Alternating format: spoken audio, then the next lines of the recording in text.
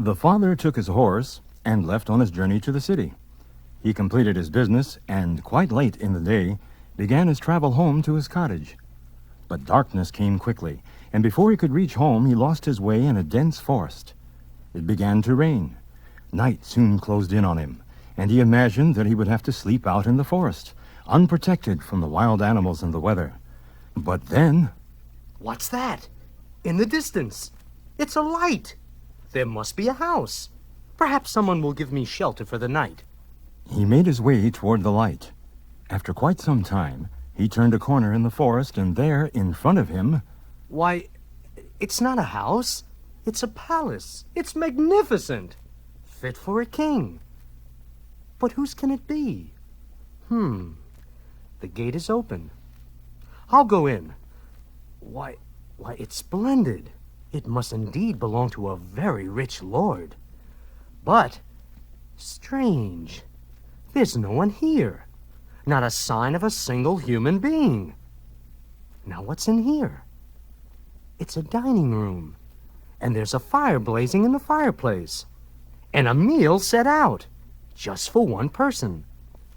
Well, then, perhaps the master of the house will soon be here. But, after a long while... It's getting so late, and I'm so hungry. I wonder if the good master of this palace will excuse me if I just try some of this food. He helped himself to some of the food, then to a little more, until he had completed a delicious full meal. Ah, that was perfect. Almost made to order just for me. I wonder what other rooms are in here. Now, what's this one? How grand it is. A bedroom. And I'm so tired. The bed looks so soft and comfortable. Let me feel it. Oh, yes. Oh, it feels so good. And I'm getting so sleepy. I can't keep my eyes open. I just can't. And he fell asleep. Next morning, when he awoke, he saw a new suit of clothes laid out for him to replace the soiled ones he'd been wearing. They fit perfectly, as if they had been selected just for me. How wonderful! Well, perhaps now I shall meet the good person who has watched over me. Let's see. Here's the door back to the dining room. Yes, and there's breakfast on the table, just for one again. But still not a sign of anybody. Could this breakfast be for me?